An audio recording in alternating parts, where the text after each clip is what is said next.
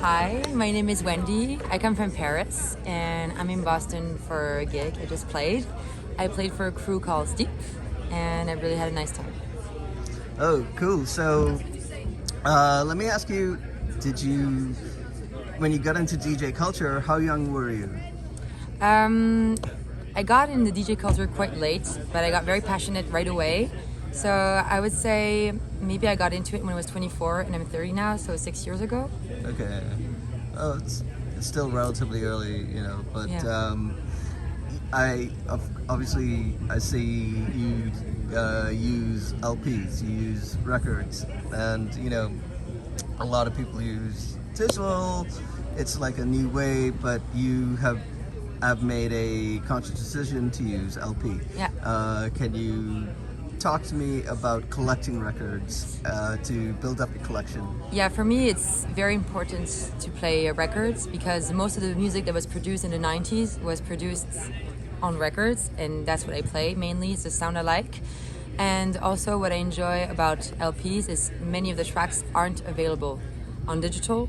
So it enables me to have maybe a broader culture Yes. on Okay. what has been made before than if I was only playing digital. Excellent. And so, describe to me the culture in France. You started in France. Yeah, I started in France, so Of yeah, course. I feel like the French electronic scene was very powerful back in the days, and I think it impulsed like the international scene. But I don't define myself relatively to these artists, but for sure they've influenced the scene in France. But I would say that in France there's a strong underground scene, and I refer myself more to the underground scene. But yeah, I think that the culture on electronic music in France is quite strong. Maybe it.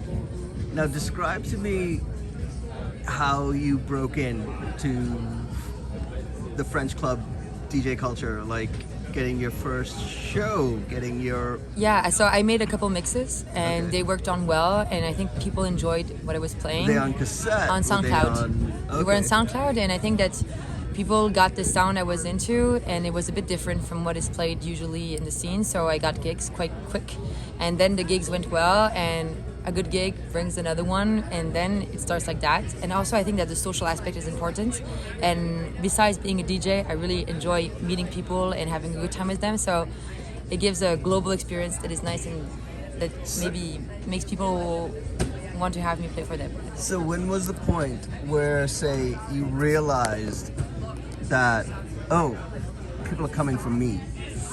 The first gig I had, first gig I had, because I was like already headlining at the beginning, because I just made one mix and it worked so well that people put me as a headliner just for one mix, so Damn.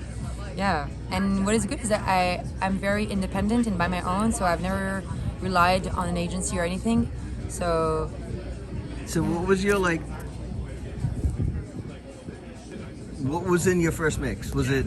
Did you have elements of... it's a rare house music produced, and I think So that it was always house, it was always trance, it was always... It was before maybe a more housey style, a bit more joyful, and I got into something a bit more serious, more related to techno and progressive kind of sounds.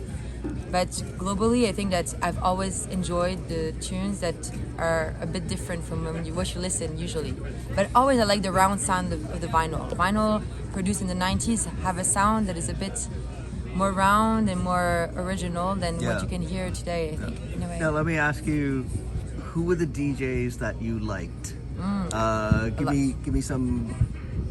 Throw me some names that you were like, oh my god, I like this Yeah. guy's style, or I like her style, and There are a lot of very good DJs for different reasons, and I think it's good to be influenced by different DJs because they can bring you different kind of knowledge. I love Del Garda. He's like in the underground scene, he's the best one, I think. Like, he has a very fresh, sexy, and dark sound that is very inspiring. But I also like other DJs that come from more trance or techno scene. Yeah, I think trance is a good sound to keep the dance floor, but without being too intense sometimes. I mean, trance can be intense, but if you play the right trance, like progressive trance or else, it can be interesting because you can keep the dance floor without playing maybe too not intense music, but maybe with too much elements. You know, electronic music sometimes can be like very intense, and sometimes the right trance is perfect. It's one of the reasons I think I agree with you on that, because it's one of the reasons I could never dance to drum and bass or jungle. Very intense. Yeah. It's just too much. Too much, yeah. But I mean, I can understand people like it, and I have friends that play very good synth pop music, EBM, like with a lot of elements. But that's not my sound. I don't feel really deeply connected. But I can enjoy. But it's different. Like for instance, I love synthwave. Yeah, synthwave is interesting also. Yeah, there's a lot of good stuff. I love it. And being as old as I am, I love going to see synthwave shows because I can dance in a mid-tempo way, you know. I don't have to like go crazy and stuff. But it's always interesting to be into different styles because it influences the music. Synthwave, I go through a lot of styles: EBM, synth pop, everything. I think it's good to have like a kind of diversity in what you play.